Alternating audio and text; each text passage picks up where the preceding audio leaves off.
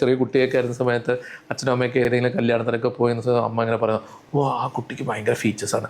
പക്ഷേ എന്താ ഈ ഫീച്ചേഴ്സ് ചോദിച്ചാൽ അത് എന്താമ്മ ഈ ഫീച്ചേഴ്സ് അവർക്ക് എക്സ്പ്ലെയിൻ ചെയ്യാൻ പറ്റില്ല. പക്ഷേ ആ സാധനങ്ങളാണ് സയൻറ്റിഫിക്കലി നമ്മൾ അനലൈസ് ചെയ്യുമ്പോൾ ഇതൊക്കെയാണ് ആ ഫീച്ചർ. ഏജിങ് എന്ത് സംഭവിക്കുന്നത് വെച്ചാൽ ഇത് മൊത്തം കുറച്ച് താഴത്തോട്ടായിട്ട് വരും. ഇതിനകത്ത് കാൽക്കുലേഷൻസ് ഉണ്ട്. ഒരു ലേഡിക്കാണെന്ന് വെച്ചാൽ നമ്മുടെ സുപ്രോബിറ്റൽ റിം, അതായത് ഈ ഓർബിറ്റ് സോക്കറ്റ്, അതിൻ്റെ സോക്കറ്റ് ഉണ്ടല്ലോ അതിൻ്റെ മേളിൽ നിന്നായിരിക്കും സ്റ്റാർട്ട് ചെയ്യേണ്ടത്. അവിടെ നിന്ന് സ്റ്റാർട്ട് ചെയ്തിട്ട് നമ്മൾ ഈ ഫുൾ ഐബ്രോനെ 3ആയിട്ട് ഡിവൈഡ് ചെയ്യുക. അപ്പോൾ ഫസ്റ്റ് 2/3 അതിങ്ങനെ പൊങ്ങി വരണം.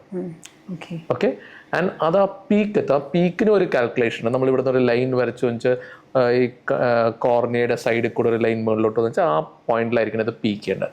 അവിടെ നിന്ന് it will come down. So അപ്പോൾ യു ഹാവ്, ഇപ്പോൾ സൈഡിൽ നിന്ന് നോക്കുകയാണെന്ന് വെച്ചാൽ യു ഹാവ് ഐബ്രോ ഇവിടുന്ന് മെല്ലെ കയറി പീക്കെത്തുന്നു, പീക്കിന്ന് വരുന്ന മെല്ലെ താഴത്തോട്ട് വരുന്നു.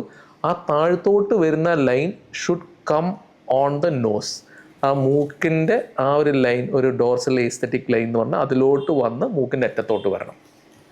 ആ ഒരു ഭംഗിയുള്ള ഒരു ഇതിനാണ് നമ്മൾ ഭയങ്കര ഫീച്ചേഴ്സാണെന്ന് പറയുന്നത്.